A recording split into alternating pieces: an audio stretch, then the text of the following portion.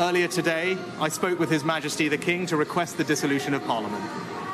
The King has granted this request, and we will have a general election on the 4th of July. This election will take place at a time when the world is more dangerous than it has been since the end of the Cold War.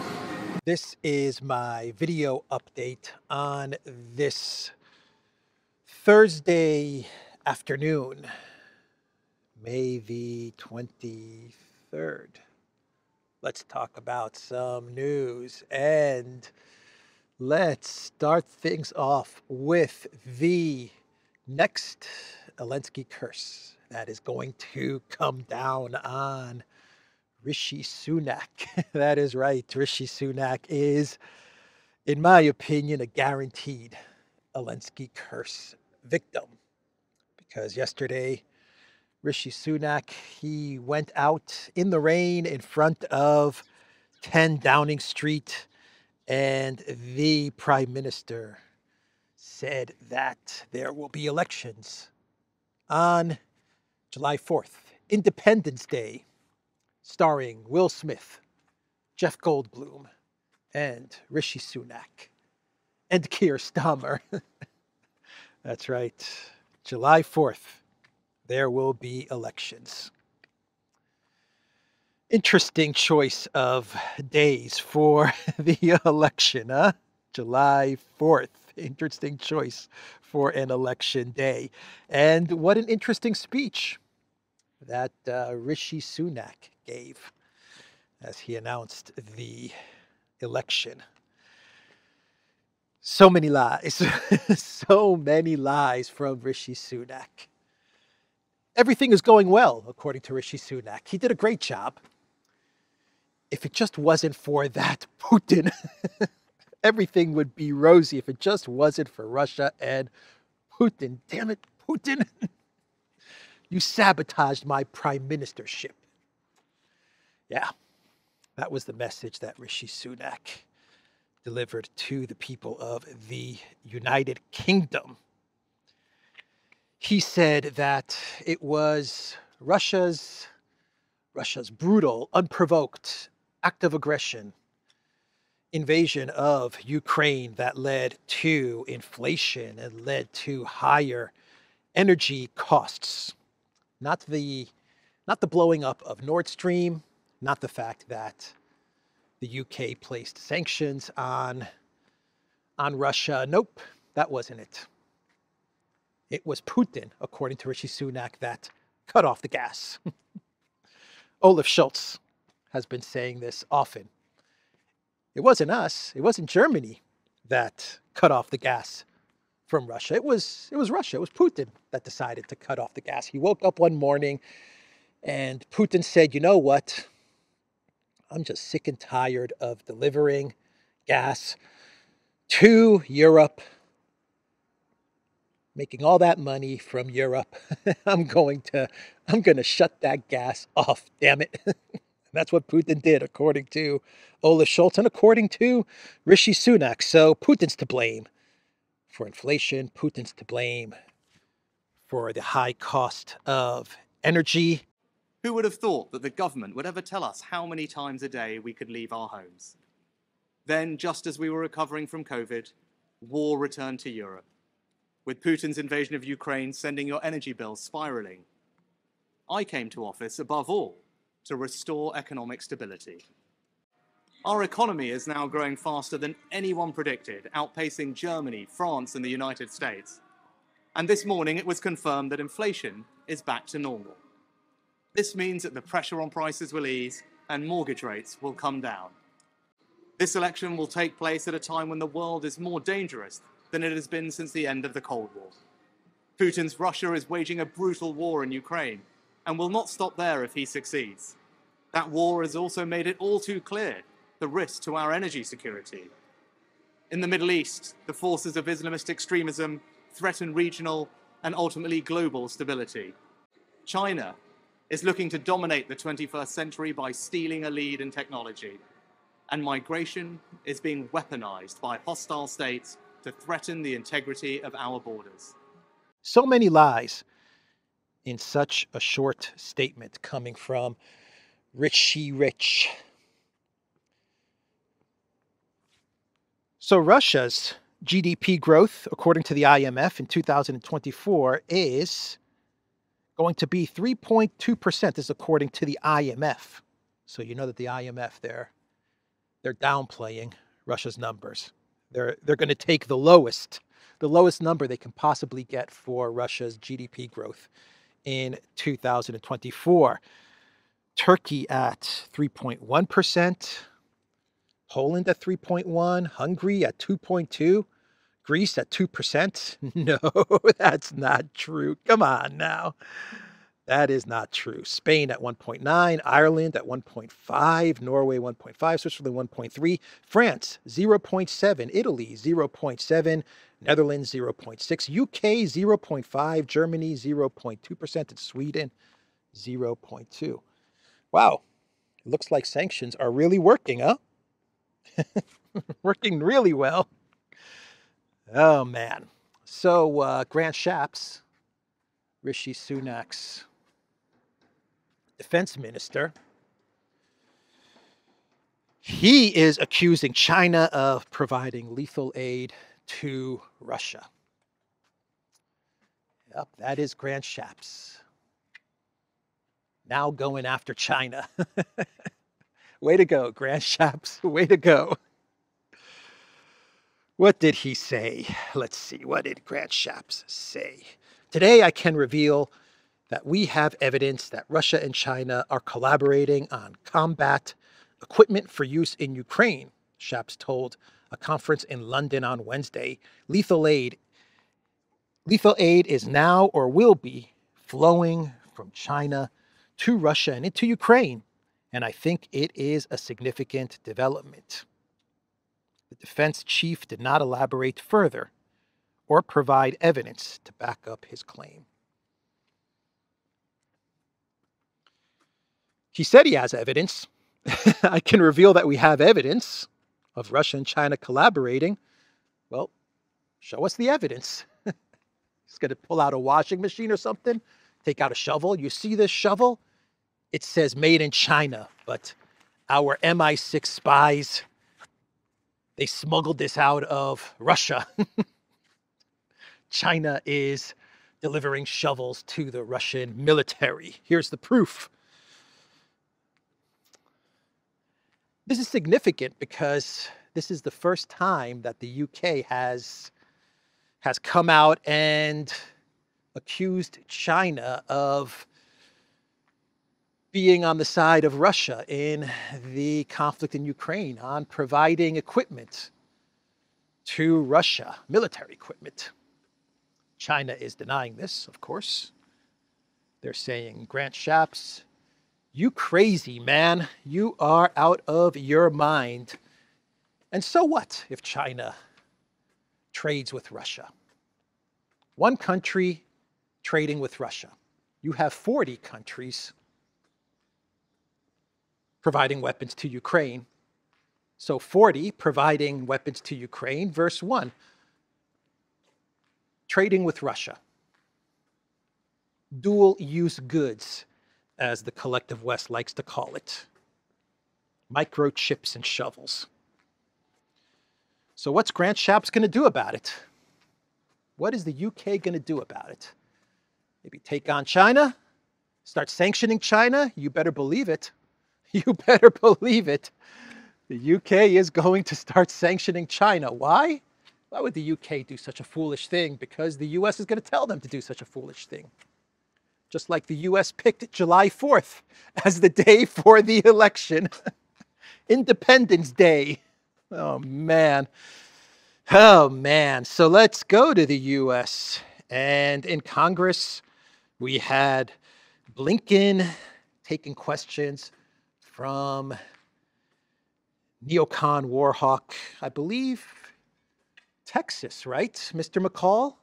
I believe he is the representative from Texas. And McCall, he took out some visual aids, a map from the Institute of the Study of War, which is the Newland family think tank. And they've gotten the war in Ukraine pretty much wrong from day one, but let's still use their map. And he pulled out an ISW map of the front line. And McCall, he had all the areas inside of Russia, not Crimea. We're talking pre-2014 Russian Federation. He had all the areas, Rostov, Voronezh, and even further inland. He had all those areas picked out with little dots and all mapped out. It was all mapped out. Those are going to be the areas that U.S. weapons provided to Ukraine can hit inside of Russia. And that's what McCall was telling Blinken. When are we going to give Ukraine the permission to use our weapons and hit all of these areas that I've mapped out here? When are we going to give Ukraine the permission to hit these areas inside of Russia? And Blinken's response was the response that he told Zelensky when he went to Kiev. When he told the media when he was in Kiev, he said the U.S. doesn't encourage Ukraine to strike Russian territory, but we don't discourage it either. Ukraine can do whatever they feel they have to do with our weapons. That is what Blinken said 2-3 weeks ago when he was in Ukraine, and that is what he told McCall yesterday. And Blinken is lobbying President/Professor Byden. He is lobbying Professor Byden very hard to give the green light, to give the okay to the Zelensky regime to start using Collective West long-range missiles, ATACMS, Storm Shadows, Scalps, to hit all the areas that McCall had picked out. As I said in a video I made a couple of days ago, this is all theater. The decision has already been made. Of course, the Biden White House, the Pentagon, NATO, they are working with Ukraine to try and hit targets inside of Russia. The green light, the okay has been given, and everything that we're seeing right now is just theater. They're preparing us. It's preparation. Preparation for the eventual long-range missile attacks, which will be launched to hit various targets deep inside of Russian territory. Zone that the Russians have created, and what they're doing is they're lining up all their artillery and rockets and missiles just across the Ukraine border that they then use to attack the Ukrainians. However, your administration and Jake Sullivan have restricted the arms use so that Ukraine cannot defend itself and fire back at Russia. That's why I mandated the ATACMS in the supplemental, the long range, short range, and the HIMARS, that your administration is tying their hands behind their back, not unlike what you're trying to do in Israel. Will you change this policy so Ukraine can fight without one hand tied behind its back? Well, as you know, we've rallied 50 countries over the last 2 years to come to Ukraine's defense, to provide it with the weapons it needs to defend itself, to push back against Russian aggression. When it comes to enabling, endorsing attacks outside of Ukraine, that's not something we've done, but Ukraine will have to make and will make its own decisions, and I want to make sure it gets the equipment that it needs to effectively defend itself. Congress got them the equipment, and thank you for implementing that, but Congress did not put restrictions on the use of these weapons. It's Jake Sullivan and your administration that has put the restrictions on these weapons. They want to prolong this conflict. They want to at least get this conflict to November 2024. But the slower this goes, the worse it gets for the collective West, for NATO, the US, especially the EU. The more this drags on, the worse it gets for all of them. But they want to try to find ways to not only drag on this conflict, but to to provoke Russia. And when and if they do manage to hit some targets inside of Russian Federation territory, Russia will respond. And Russia has a lot of ways of responding, a lot of different ways of responding. But I'm sure that before we get to that point, maybe the next week or two, we'll see either the U.S. ambassador get called to the foreign ministry in Moscow, or behind the scenes, without much media attention, the Russians are going to be sending a final warning to the United States. Tell your House reps, your senators, tell Blinken, tell him to calm down, to stop provoking, stop poking, because if you do decide to help Ukraine hit inside of Russia, well then we are going to retaliate. I imagine that's the message that they're going to be giving the United States in the next week or two. But will the U.S. listen? No, they won't. They will not listen. They will continue to push and push and push. And Zelensky, according to Politico, he will be going to France and Italy. He is going to visit France and Italy. And this is for the D-Day, I believe, the D-Day celebrations. And while he's there, as well as the G7 meeting, and while he's in France and Italy, Zelensky is, there's some music here, let me move away. Zelensky is going to push the countries of the G7 to create a no-fly zone and to allow Ukraine to start using weapons to strike deep inside of Russia. Now, Zelensky is going to the G7 meeting in order to negotiate these things.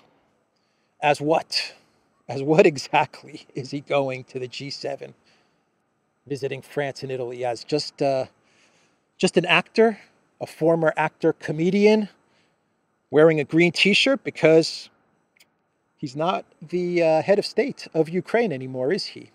He is not the president. So I guess private citizen, comedian, actor who wears a green shirt, plays piano with his PP. Zelensky is going to go to France and Italy to try and convince the powers of the collective West to ramp things up with Russia.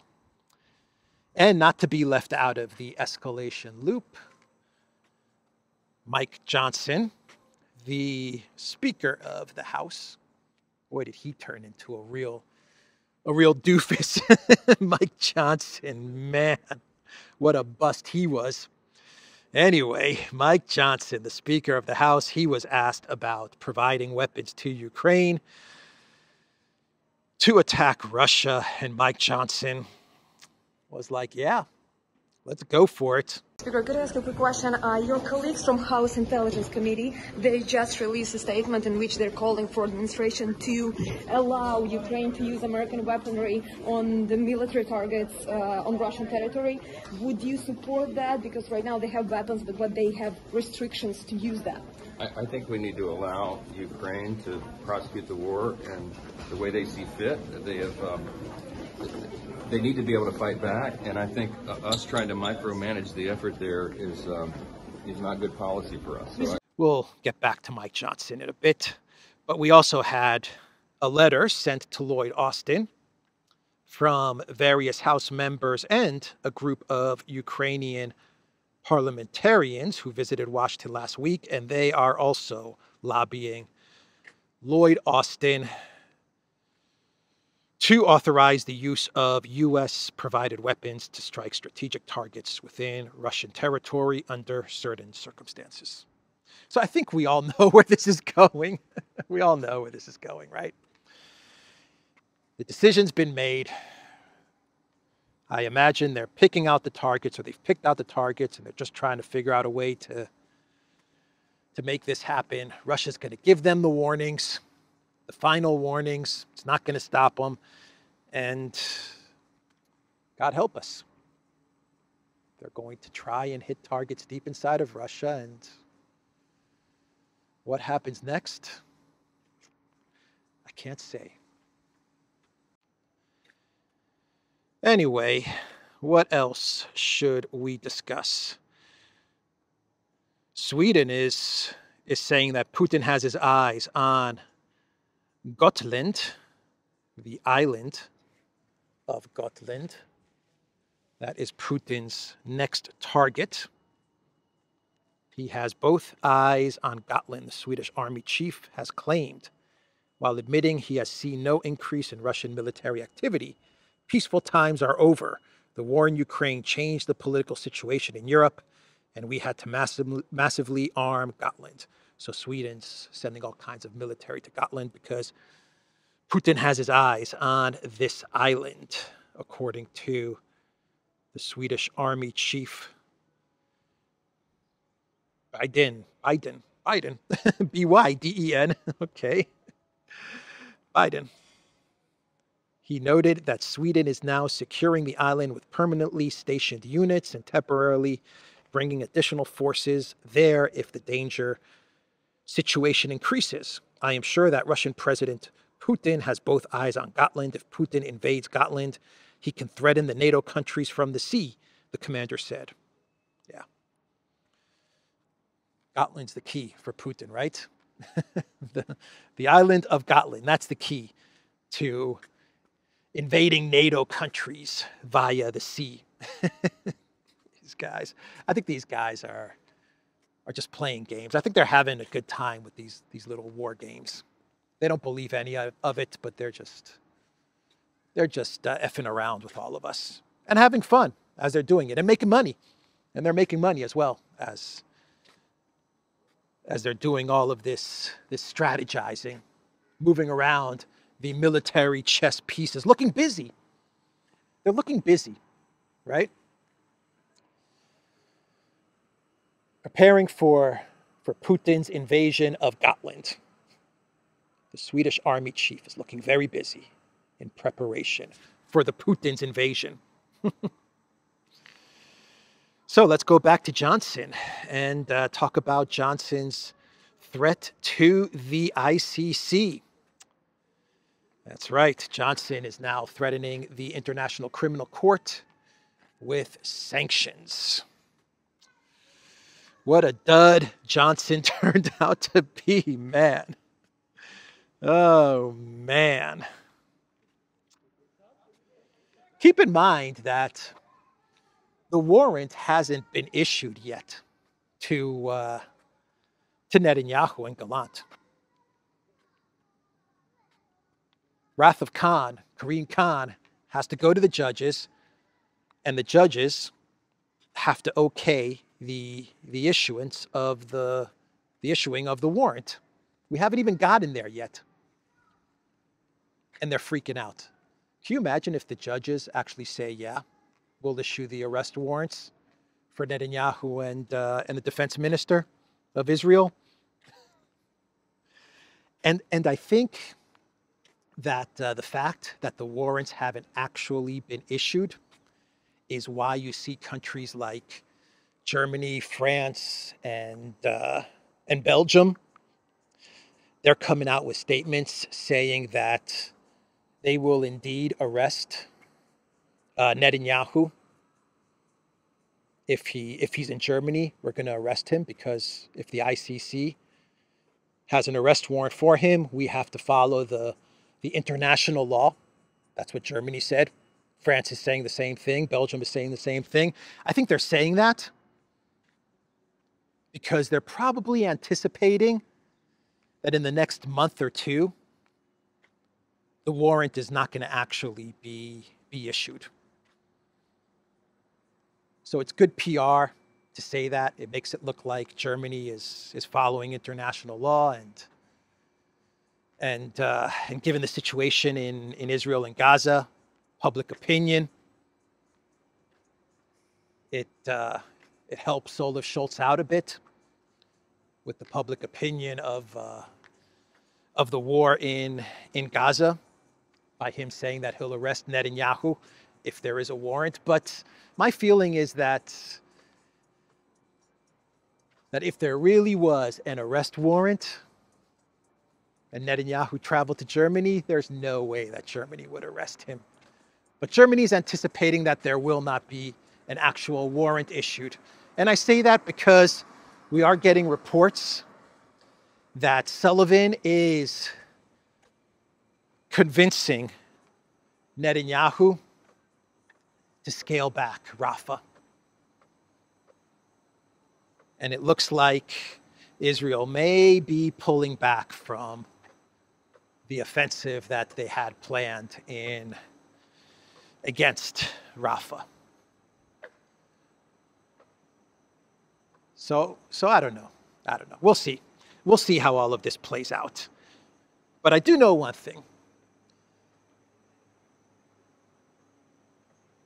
If Netanyahu doesn't pull back from the incursion into Rafah, and he goes through with Rafah, and the ICC issues a warrant for his arrest, if Netanyahu were to travel to Germany, there's no way that Germany would arrest him. Not going to happen. Ditto for France. Same for Belgium. Not going to happen. No way. My feeling, my hunch on all of this is that Sullivan's trying to scale everything back. When he scales everything back, they'll be able to go to the ICC and tell the ICC, look, everything got scaled back. We're working on some sort of a solution and trying to wind things down. So let's not push this arrest warrant any further. That's what I think they're trying to do. Just a hunch. But we'll see. We will see. Netanyahu, very, very unpredictable. He just might tell Sullivan, buzz off, I'm going into Rafah. We will see. And let's do one more story. Which way? Let's go this way. Before we get to a very quick clown world. How about this Boeing story? From Mail Online, exclusive, revealed 300 Boeing planes used by United and American Airlines have potentially fatal fault that could cause jets to explode midair in the latest blow for the scandal-hit company. Crazy stuff, man. That just came into my Twitter timeline. So Taiwan, let's talk about what is happening in Taiwan, because we have some exercises from the Chinese military where they are surrounding or going to surround Taiwan during these naval exercises. What are these exercises called? Joint Sword 2024. And the reason that China is conducting these exercises is because of the inauguration of the new leader of Taiwan, Lai. There is word that during his inauguration speech that he will announce a big shift in China's policy Taiwan's policy vis-a-vis China. In other words, Taiwan is going to move towards announcing independence.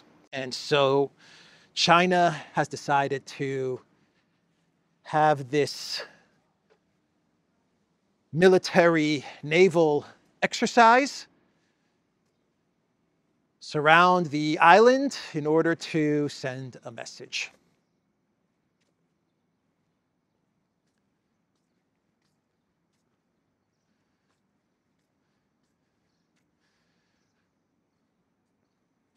The drills are going to take place, the naval drills in Taiwan, from the 23rd to the 24th. So that's the situation in Taiwan.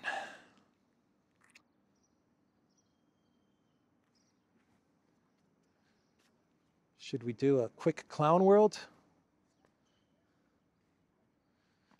Quick clown world, and then I'm going to jump on my boat and go for a ride. No. Don't have a boat. But they're fun to look at. All right, let's do a clown world and we will wrap this video up. The Baltic states, Lithuania, Latvia, Estonia, the defense ministers of the Baltic states, they signed a joint communique on further cooperation in defense. It emphasized that Russia will remain a long-term threat to Euro-Atlantic security, meaning that cooperation among the Baltic states must be stronger than ever. Why is this a clown world? I don't know. It's not really much of a clown world, is it? That's all I had. I don't know. Maybe it's a clown world because I'm trying to find a joke somewhere in here. The Baltic states have decided to set up a joint defense pact, right? So where is there a joke in all of this? I guess that means that the Baltic states will now have a military which is 30 men strong. I don't know. Anyway, 10 from Estonia, 10 from Latvia, 10 from Lithuania. You're looking at a 30 men strong alliance, defense alliance. Anyway, that's the video, everybody. theduran.locals.com. We are on Rumble, ODYSEE, BitChute, Telegram, Rockfin, and Twitter X. Go to the Duran shop. Use the code GetReady15 and get 15% off most merch. I would walk this way, but there's loud music and the algorithms, they don't like the loud music. That's the video. Take care.